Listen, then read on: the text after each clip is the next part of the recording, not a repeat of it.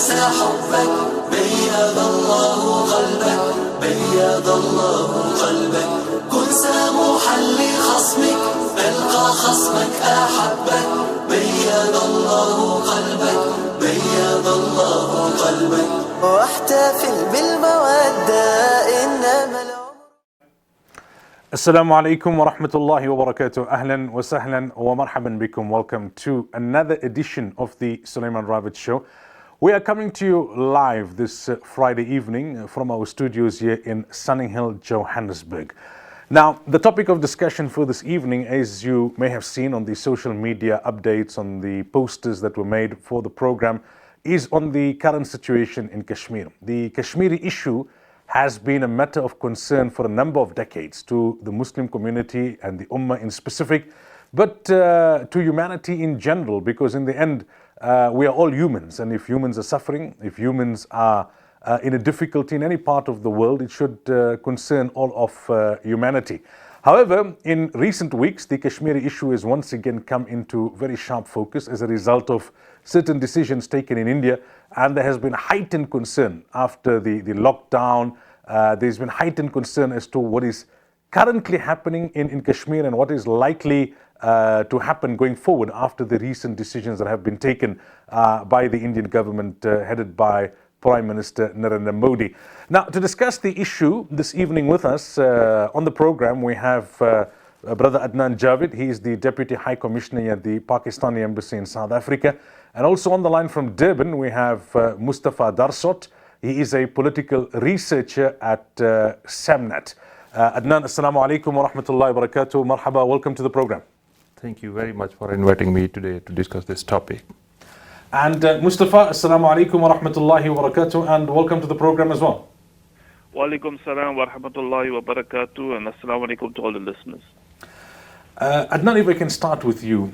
Almost 7 decades, I think it is. Why does the Kashmir region still remain an area of dispute? Well, we have to go into the history of the Kashmir if we have to analyze the situation. When it is the unfinished business of the partition, when the British left that region in 1947, the issue of Kashmir was, it was the Muslim majority territory in the subcontinent, but it was ruled by the Hindu Maharaja. When the partition took place, it was decided that the princely states would either join Pakistan or they would join the India. In the case of Kashmir, the Muslim population wanted to join Pakistan, but the leader, Maharaja, at that moment decided to join India, which was resented at that moment. So issue erupted at that moment, and there was a bit fight between the forces, and half of the part went to the Pakistan side. This is the Pakistan administered Kashmir, but against the wills of the people of Kashmir, it was occupied by the Indian side. And since 70 years, the issue remains on the agenda of the United Nations Security Council for its resolution. But despite the leaders of the Indian side at that moment to assure the international community to United Nations that issue would be resolved according to the wishes of the people of Kashmir, unfortunately, the Indian leadership for last 70 years has reneged its promises time and again. And that's why the issue remains on the agenda of the Security Council, and it is still remains unresolved. Just on a point of clarity, many people ask the question, is it Kashmir or is it Jammu Kashmir, or are those two words used interchangeably? What's the history in terms of the name there? Actually, the princely state that Jammu and Kashmir, that was comprising on many smaller states. But Jammu and Kashmir, these were the two most populous states in that territory. That's why the area is called the Jammu and Kashmir. All right. Mustafa, if I can come to you and ask you a similar question, the brief history of the Kashmiri issue, and why is it so important? Okay, Sulaiman, the thing is that one has to understand, in order to understand Kashmir, one has to understand the partition of 1947 when British colonial rule came to an end in the Indian subcontinent, right? You must know that India was a gigantic country comprising what is today India, Pakistan, and Bangladesh. The British were bitter that their rule over the subcontinent was coming to an end, wanted to leave India weak. Therefore, they instigated Nehru and Jinnah against each other and divided the subcontinent into three parts, whereby a third of Muslims would live in Pakistan, which was known then as West Pakistan, a third would remain in India, and the last third would live in East Pakistan, which is Bangladesh today. Then you had the remainder of the 500 plus princely states who had to choose either between India or Pakistan. Amongst them were the two Muslim majority princely states of Hyderabad and Kashmir. Given Hyderabad's geographical position in the southern half of the country, it was impractical and impossible to join Pakistan.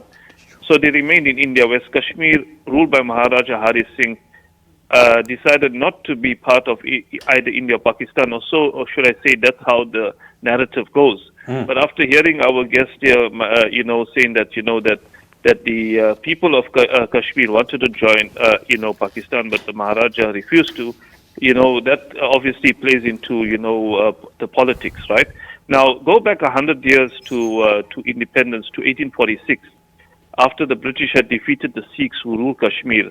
The Treaty of Amritsar was ratified, and the British East India Company sold Kashmir for what was 7.5 million rupees to the Dogra dynasty in Jammu under the Maharaja Gulab Singh. Now, Gulab Singh was the great-grandfather of Hari Singh, who was the large Maharaja of Kashmir, right?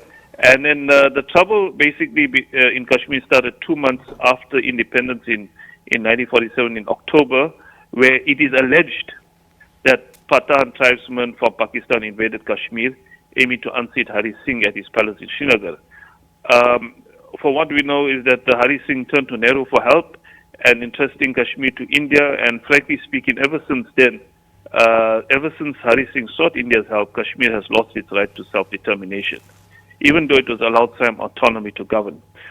So basically, for what our brother is saying there, that it does tie in that it was his desire at the end of the day to go to be part of India.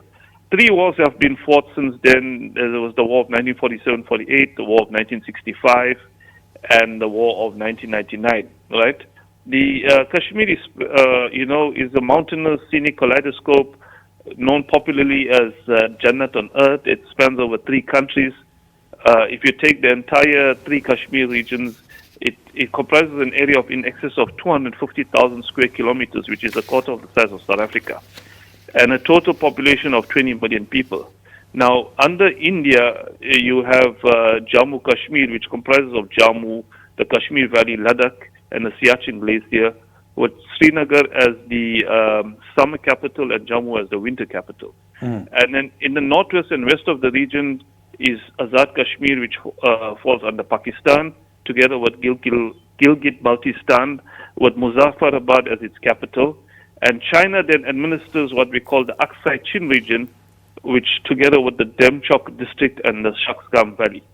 Now, why is it so important? Because Kashmir is geostrategically located and serves as the main source of water and power generation for both India and Pakistan. The control of the region creates a zero-sum game in which the control of the rivers and glacial waters could pose an existential threat to the other. The glacial waters that flow through Kashmir provide water and electricity to over 1 billion people in India, and then Pakistan also relies heavily on glacial waters flowing from the region to prop up its agricultural sector. With a growing population and increased need for electricity, India has looked to the region to develop more hydroelectric facilities. But Pakistan fears that India may divert water necessary for irrigation and use water as a weapon of war against Pakistan. Now, in 1960, India and Pakistan signed what was known as the Indus Waters Treaty, brokered by the World Bank, and the agreement gave India control over the Beas, Ravi and Sutlej rivers, whereas Pakistan had control over the Indus, Chenab and Jhelum rivers. Because all the rivers flow through India, India was given special provisions for hydroelectric development. Alarm bells have been sounded as research is now showing that global warming is causing record melting of Kashmir's glaciers, which provide this fresh water to its rivers. With rapidly receding glacial waters, India and Pakistan will face prolonged electricity shortages, stunting economic growth, and dry summer riverbeds would impact the agricultural sector, and not to forget the threat of war. All right. Mustafa, we'll leave it there for now. We're going to take our first commercial break. When we come back, we continue the discussion on Kashmir. We have Mr. Adnan Javed in studio. We have Mustafa Darsot on the line from Durban.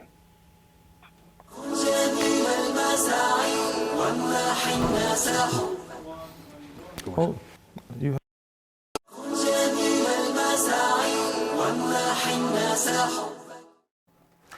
Welcome back. You are watching the Sulaimaan Ravat show live this evening from our studios here in Sunny Hill, Johannesburg, South Africa. The Kashmir issue, as I said in my introduction, is one that the Ummah has been concerned about for many decades, that has been on the agenda internationally for many a decade, and has come into focus once again in recent weeks after the decisions that took place by the Indian government.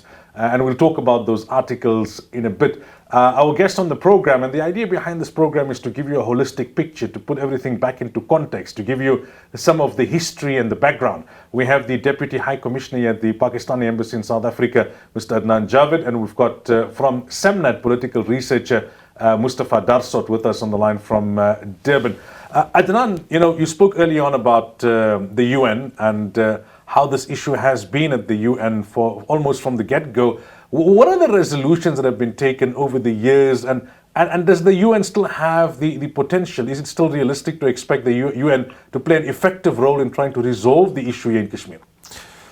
Well, the Jammu and Kashmir dispute between Pakistan and India has remained on the agenda of the United Nations Security Council since January 1948. The United Nations Security Council has adopted a series of the binding resolution, including the resolution number 47, which was adopted in 1948, and resolution number 80 adopted in 1950, and resolution number 91 adopted in 1951, which embodied the principle that the final disposition of the dispute of Jammu and Kashmir would be made in accordance with the wishes of the people of Jammu and Kashmir through plebiscite. Now, despite the Sulaimaan commitment made by the India before the Security Council, to the Pakistan and to the international community, it has repeatedly reneged from its promises. Now, it is the responsibility of the United Nations Security Council that it should ensure the implementation of its resolutions. As far as the question of United Nations is concerned, what you mentioned, unfortunately or fortunately, we don't have any other forum where we can discuss such issue. It is only the United Nations which gives the platform to discuss such issues. So now it is the responsibility of the United Nations to take full responsibility of its resolution to avoid any major catastrophe in the world. What has been the response of the United Nations since this decision by the Modi government a few days ago? Since the beginning, on the 8th of August, the Secretary General of the United Nations Security Council stated categorically that the issue should be resolved according to the UN Charter. And later on the request of the Foreign Minister of Pakistan, United Nations Security Council called an emergency meeting on 16th of August, and they issued they discussed the issue. Though the issue was discussed in the closed door, but it was very much significant on several accounts. Number one, India has constantly been asking that it is its internal matter, but taking the cognizance of the matter in the United Nations Security Council, it debunks Indian claim that it is no more India's internal matter. Apart from that, after 50 years break, now the issue has again come up on the agenda of the United Nations Security Council. So in this respect, the issue is very much significant, and now the United Nations Security Council has taken up the cognizance. So we can only hope and pray that sanity prevails later on the Indian side, and they fulfill their obligation which they have made to the United Nations, to the people of Kashmir, who are the real stakeholders in the case. Indeed. Mustafa, coming back to you now, a lot has been said about Article 370 and 35A. For those who are not so au fait with the legalities of it, who don't follow politics all that closely, can you simplify it for us? What's all this about? Okay, Article 370 was the basis of the Jammu Kashmir accession to the Indian Union, when the princely states had the choice to join either India or Pakistan after independence from Britain in 1947. The article, which came into effect in 1949, exempted Kashmir state from the Indian constitution. It allows It allowed the region jurisdiction to make its own laws in all matters except for four arenas: finance, defense, foreign affairs, and communications. It established a separate constitution and a separate flag, and denied property rights in the region to the outsiders. That meant residents of the state lived under different laws from the rest of the country in matters such as property ownership and citizenship. Then you have Article 35A, which was introduced through a presidential order in 1954 to continue the old provisions of the territory regulations under Article 370 of the Indian Constitution. Now, this article permitted the local legislature in Kashmir to define permanent residents of the region. It forbade outsiders from permanently settling, buying land, holding local government jobs, or winning education scholarships in the region, which was then, of course, exclusively reserved for Kashmiris. The article referred to as the Permanent Residence Law also barred female residents of Kashmir from property rights in the event that they married a person from outside the state. The provision also extends to such women's children. Now, while Article 35A has remained unchanged, some aspects of Article 370 have been diluted over the decades, and the critics of Article 35A say the provision did not have any parliamentary sanction and that it discriminated against women. So basically, those are the two articles. Adnan, if I can raise the same issue with you, what is the consequence of revoking these articles on the ground in Kashmir for Kashmiris? Since August 5, the situation has been very much dire in the occupied Jammu and Kashmir because of the revoking of the Article 370. On the ground, the curfew has been imposed for last 19 days. The people of the Kashmir are suffering. They are in need of basic commodities like food, the medicines, everything. And because of this, their fundamental rights have been impinged. Apart from that, there is a stringent communication blockade and no one knows what's going on. And there is a strong suspicion or fear that the situation may lead to the widespread killing in the valley. And since there are no news are coming out so far after 19 days, so situation remains to be seen what's going on in the ground. But so far, so only a limited access to the media has been granted, and that's what is transpiring. That is not something to cherish. Unfortunately, situation is very much sad, and it is more sad than someone can expect. Mustafa, do you want to elaborate there as well, the consequences on the ground in Kashmir after these articles were revoked and the current situation, if you want to elaborate on that? Okay, on this one, these articles were abolished. Basically, we have to look at obviously the driving factor behind it, which is the RSS. Now, the RSS is the right-wing Hindu nationalist movement of India, which controls the BJP, right, which is the ruling party. And basically, it's coupled with what we have Hindutva, which is an equivalent of Zionism, like how you have amongst Judaism, where people will take on to certain, Hindutva is basically a right-wing radicalization of, distorting what the original teachings of their religion supposed to be, and serve an agenda which is, contrary to and not peaceful. So basically, the RSS-controlled BJP challenged Article 35A through a series of petitions. Right in July, a senior BJP leader hinted that the government was planning to form exclusive Hindu settlements in the region. Now, in May, Modi led his BJP to a landslide win on the back of a very divisive campaign that ostensibly targeted Muslims, vowing to remove these articles. And this was on the back of the election manifesto, which it launched on the 8th of April, which was, say, about a month and a half before the elections. However, it was the Pulwama attacks of the 14th of February, in which over 40 Indian Army soldiers were killed, that served as a catalyst and pretext to this revocation of the articles. So much so that now it's been seen that that perhaps Pulwama was a false flag operation, because the BJP prior to that had a very popularity was at an all-time low, and it just took something like Pulwama to suddenly boost the popularity to the extent of how they won the elections on a landslide.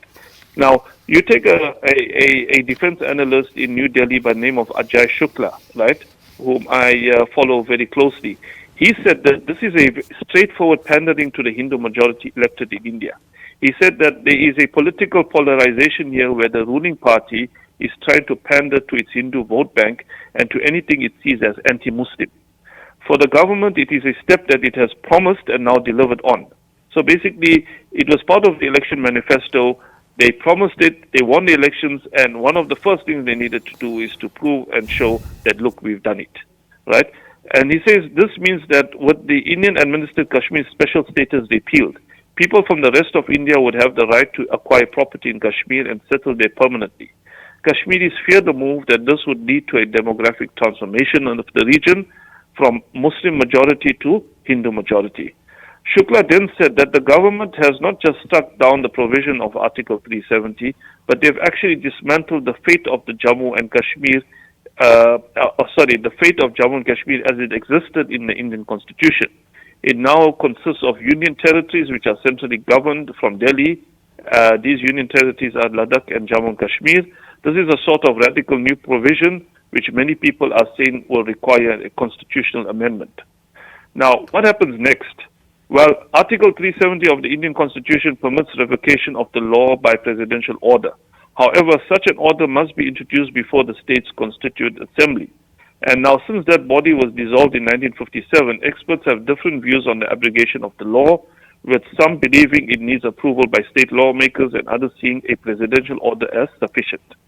So, according to Shukla, the order will face both legal and political challenges in the coming days.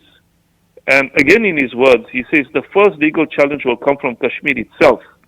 Doing away with Article 370 now opens the door, and now listen to this, now opens the door for an open Palestine-type independence struggle within Kashmir. Right? And you can see, we understand Palestine very well. Now you can see where he's coming from on this. And he says, in India as well, there will be mounted legal challenges and political opposition, which has many illustrious lawyers. It can be expected that these will be heard by a constitutional bench in the Supreme Court. So these are the consequences that are going to be ahead. All right, we'll leave it there for now. We'll take a quick commercial break. When we come back, inshallah, we continue the discussion on Kashmir with Adnan Javid as well as Mustafa Darsot.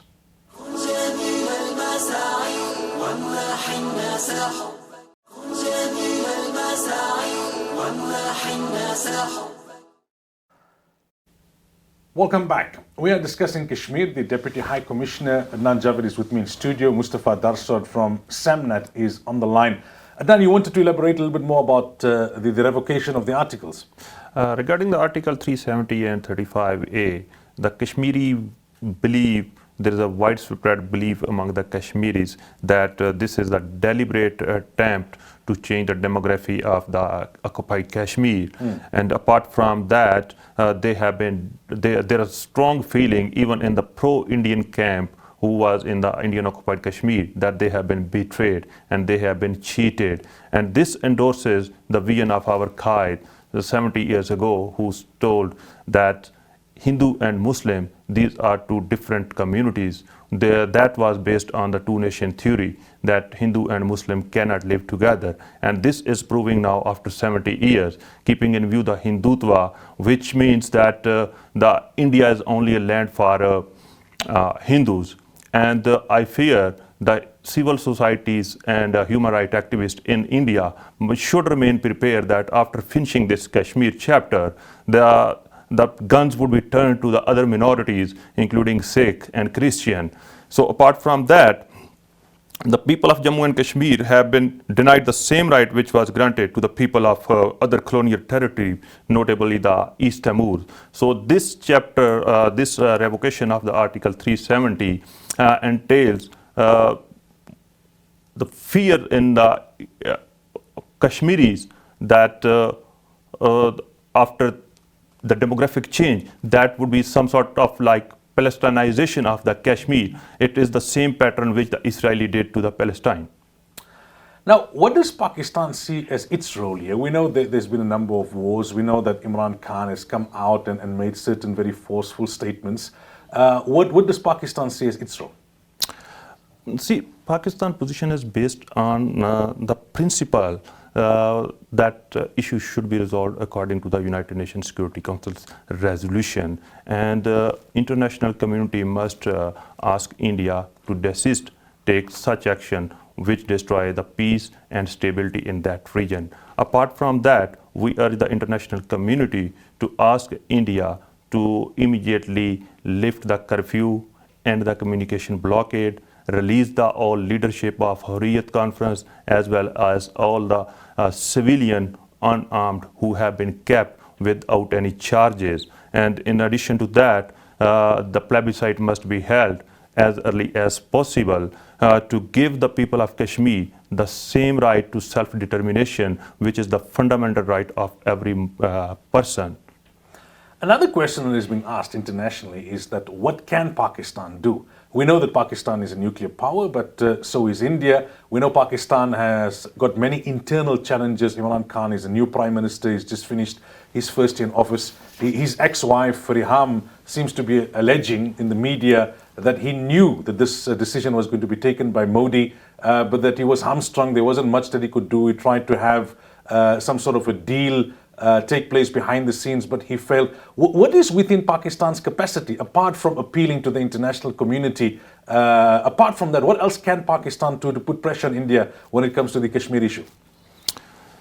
See, my Prime Minister's position has been very consistent on this issue, and since he took office in last August, he extended an olive branch to the Indian counterpart. Let's talk, let's negotiate and resolve our issue, including the issue of Kashmir. But unfortunately, all of his overtures have not been responded positively, even to the extent when there was a crisis after Pulwama incident in this year, February, Pakistan decided shot on Indian plane, captured the pilot, and then the Prime Minister of Pakistan, as a goodwill gesture, released that pilot unilaterally. And it was applauded by international community. And at that moment and even today, my Prime Minister's position is same, and he maintains that since both are the nuclear power, so war is not an option. But unfortunately, every time our overtures towards peace have not been responded accordingly. Now it is the international community's responsibility to intervene and desist India to take such action which can lead to some major catastrophe and devastation, because for a nuclear country, war is not an option. But having said that, our overtures for peace must not be taken as a weakness. Mustafa, let me bring you in there on the very same point. What's your analysis of Pakistan's role in the Kashmiri issue, and also your analysis of Pakistan's reaction since this decision by Modi's government? Okay, look, we've seen Pakistan's reaction where Imran Khan has been extremely vocal. Make no mistake that Pakistan is not a weak army, right? If there was another leader in Pakistan, we could have seen a war by now. But fortunately, we have a level-headed and caring and sensible man like Imran Khan at the helm, who, as our brother Deputy High Commissioner has pointed out, that even after the incursions by India post-Pulwama, he did not allow Pakistan to fall for the trap of war, and did the most noble deed by releasing that captured pilot back to India as a gesture of goodwill, which Modi and his party did not appreciate, yet the international community heralded that move. So Imran Khan is not afraid to speak out. He has openly declared that the behavior of the Indian government under the BJP is equivalent to that of Hitler and the Nazis. He fears that another Srebrenica massacre, type of massacre, is looming in Kashmir, and has warned the world that inaction would lead to more militancy and radicalization. And of course, he will continue to champion the cause of the Kashmiri people, continue taking the matter up again at the UN, as well as approaching the international court and other bodies. In your opinion, Mustafa, what's Modi's end game here? Okay, my understanding of Modi's end game is that, you just have to look at Trump, Putin, Zuma, in the South African context, take the new president of Brazil, Bolsonaro, right, to understand Modi's game plan. And that is to use his office to maximize the tenderpreneur opportunities for personal gain, not only for himself, but his ruling elite, which is the chairman of the BJP, Amit Shah and company. And everyone thinks that Modi is ruthless, but actually more ruthless is the chairman of the BJP, Amit Shah, who is current Home Minister of India. Now, you take India's richest man, who is Mukesh Ambani of Reliance Industries, right? He is Modi's biggest supporter. He hasn't made any secret of appeasing Modi in anything and everything, right? The abrogation of this Article 370 took place on the 5th of August. A week later, on the 12th of August, Mukesh Ambani announced that Reliance's 42nd AGM ambitious plans for Kashmir, and he said this was in response to Modi's appeal to develop the region, create jobs, etc. Now, naturally, in order to do this, they need the land, and by the revocation of these articles, Reliance is going to get the land, right? Now, he also announced that Reliance had assumed the responsibility of the families affected by Pulwama by saying this, and I quote him, "As a mark of respect to the Pulwama martyrs," they regard the Pulwama soldiers as martyrs, "we have assumed full responsibility for the education of their children and the livelihood of their families." Now, Moulana, India has millions of companies. Why did Reliance take on this task? It was definitely at the behest of Modi, and obviously Reliance is getting something very big in return. Yeah. Now, however, to add insult to injury, the very next day, Reliance announced a new investor, which is Saudi Aramco Oil, whereby they sold off 20% of the company for $75 billion. Right? The UAE has also joined the party. Now, India's trade with the Arabian Peninsula exceeds $100 billion annually, of which half is with the UAE alone. And if you take Indian investments in the UAE, that has topped $55 billion. And the UAE company DP World, which is known as Dubai Ports World, has plans to develop a logistics hub in Indian-occupied Kashmir. Yeah. So what Modi is doing is he's selling this idea to the world that he had to revoke Article 370 in order to open the doors for investment, growth, development, and job opportunities now, and using this narrative for the benefit of the Kashmiri people. And that he's working with Muslim countries like Saudi Arabia and the UAE to achieve this. So, Mustafa, just very quickly, because we're about to take a break, are you saying that Modi's primary motivation is not so much this Hindutva and far right-wing ideology, it's more economical? No. It's definitely economical, but you must know that the Hindutva right-wing RSS ideology is definitely also the main objective. But Right. the whole way, the shrewdness in going about it by using Muslim country partners, to say that, basically, because you see, the thing is that the Saudi Arabia and UAE are looked on as being the richest countries in the Middle East. Yes. Looked on for direction, but however, unfortunately, they have worked hand in glove. They have developed a rotten reputation in the Muslim world since the Arab Spring, right? And whenever matters concerning Muslims come up, they have thrown them under the bus, so to speak. All right. Another quick word from you on that same point before we take the break. I would just like to add to the voice of my brother Mustafa regarding the economic transformation of the Kashmir. But the intention of Modi government is very much clear. After the bifurcation of the Kashmir Valley into Kashmir and Ladakh, putting Muslim on one side and the non-Muslim on the majority area on the other side. And apart from that, the Prime Minister Modi has the known record of the massacre of a Muslim whilst he was the Chief Minister of India. So his enmity against the Muslims is very much clear. It's not hidden. So in this case, it is just a cover-up story that the action has been done to promote the economic well-being of the Kashmiri people. But the ground situation absolutely different. Had this step been accepted by the people of Kashmir, the curfew would not have lasted for last 19 days. And still, there is no sight when the curfew will end. So having said that, we don't buy this story that this is done for the well-being of the people of Kashmir. And if it has done for the well-being of the people of Kashmir, then they are the real stakeholder. They must be asked. Yeah. All right, let's take a break. When we come back, inshallah, we continue the discussion with Adnan Javid and Mustafa Darsut. جميل المساعي وامنح الناس حبك جميل المساعي وامنح الناس حبك. Welcome back. So we've just got about 5 or 6 minutes, and I'm going to try and get through quite a few issues before we wrap up. Adnan, what's the latest coming from Imran Khan's office? Prime Minister has warned the international community that the Indian leadership will, in all probability, attempt a false flag operation to divert attention from its a massive human rights violation and unleashing of a reign of terror in Indian occupied Jammu and Kashmir.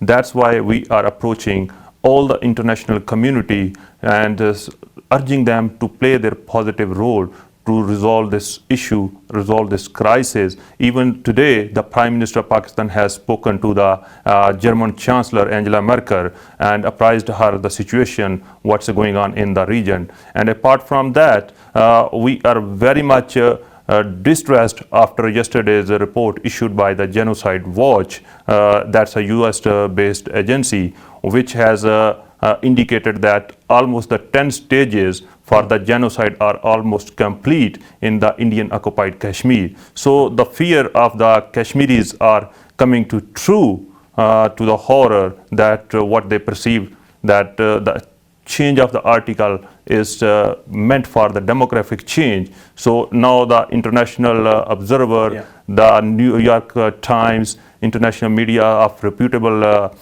credibility, they are all indicating that what is going on the ground, that is absolutely violation of the fundamental rights of human being. Mustafa, very quickly, why has the international world gone silent, and what role can they play? Is there a realistic chance of a peaceful solution here? Many say that there are others who are stoking the fires, including Israel. Okay, look, Moulana, as far as the peaceful solution is concerned, in any conflict or dispute, peaceful solutions are always attainable, but in order to achieve such, both parties must show a genuine commitment. They must be open to mediators, and they must stop the rhetoric as well as the blame game. Now, what India is doing here, they've learned very well from Israel on how to manipulate the process by stalling, by playing the victim card, even though they are the aggressors, right? By shifting the blame in accusing Pakistan for causing havoc by supporting so-called terrorist groups and doing nothing to stop terrorism, right? You take the aftermath of the Pulwama attacks in February. Imran Khan openly condemned the attacks. He reached out to Modi. He was open to conducting a joint transparent investigation with international oversight. Yet Pakistan was blamed, falsely accused, and told to get lost with all its overtures, right? Now, Israel has been a master coach to India's right wing for some time now, right? And if India is going to behave like how Israel does with the Palestinians during peace negotiations, and we've seen that over the years, then this is already a non-starter, right? As far as the world being quiet on Kashmir, right, the silence of the international community is indeed deafening, right? Whilst India deliberately brushes this off as an internal matter, right, Imran Khan has been the only leader to speak out so far, with the support of Turkey's Erdogan and Malaysia's Dr. Mahathir Mohamad behind him, right? The Arab world and Iran have been very silent. As for Trump, he's only shooting his mouth, or shooting his trumpet, I would put it, right? As you could see from Imran Khan's recent visit to the United States, he even lied and said, "Oh, I'm willing to." Modi contacted him to be a peaceful mediator in peace talks, which wasn't the truth, right? Brian Johnson in the UK is too busy worrying about Brexit. Putin won't say anything because India is his strongest ally, and Russia has done a similar thing back home with take Crimea and Chechnya, for example, right? Mm. And the only reason why China is supporting Pakistan on this and has allowed this to be raised at the UN is because China has got some territorial hold over Kashmir, right? For the first time in 50 years, it was brought to the UN's table. And last week, Friday, on the 16th of August, the Kashmir matter was discussed, but it was behind closed doors at the UN Security Council. But look at this. The effective behind-the-scenes lobbying was carried out by India's ambassador to the United Nations, who is a Muslim by the name of Sayyid Akbaruddin. And he kept on saying that this is an internal matter, and he said that India will ease restrictions in the coming days. But as we have seen, nothing has happened to date. Yeah. And in fact, today, it was just announced with where the calls for protest, they've actually strengthened the curfew and have actually tightened the lockdown. And as for South Africa, look, South Africa is a member of BRICS, but we are the smallest or the weakest link in BRICS. So you cannot expect anything from South Africa to be said, and South Africa won't want to offend or upset its fellow BRICS members. Now, Adnan, have you spoken diplomatically to your counterparts in the South African government about the situation in Kashmir, about this decision by the Indian government, and what has been the response of the South African government? Well, we have constantly been engaged, and we have been in touch with the government of South Africa regarding this issue, and we have constantly apprised them of the situation, what's happening on ground in Kashmir. And we welcome that the government of South Africa has issued a statement that they are very much concerned on the situation in Kashmir, and they have asked to resolve the issue through peaceful means and bilaterally. But in that point, after this unilateral and illegal action of the Modi government of 5th August, there is no point to have a bilateral discussion with India unless until they lift the curfew, the communication blockade is ended, and they resort to the United Nations Security Council. Having said that, we believe that South Africa is one of the most vocal supporters of human rights issue, which cannot remain oblivious to the plight of the people of Kashmir. It has also the dual responsibility on account of that being the vocal supporter of human rights, and apart from that, the non-permanent member of the United Nations Security Council. So we urge that government of South Africa should play its positive role, and apart from that, they also have a close relationship with the Indian government on multilateral forum in the form of BRICS and IBSA and IORA. And we believe that South Africa have the leverage to convince the Indian side to end the forced occupation of that area, and they should allow the international observer to visit that area, and apart from that, they should take firm position on the human rights to remain on the right side of the history. Mr. Adnan Javed and Mustafa Darsot, we say shukran to you both for your time this evening. We really appreciate it. Jazakallah. Assalamu alaikum. Wa alaikum assalam wa rahmatullahi wa barakatuh. And to our viewers, we should continue to make dua, make it easy for the Kashmiri people, and hopefully their situation will be resolved sooner rather than later. Until next week, inshallah. Assalamu alaikum wa rahmatullahi wa barakatuh. جميل المساعي وامنح الناس حبك بيض الله قلبك بيض الله قلبك جميل المساعي وامنح الناس حبك بيض الله قلبك بيض الله قلبك كن سموحا لخصمك ألقى خصمك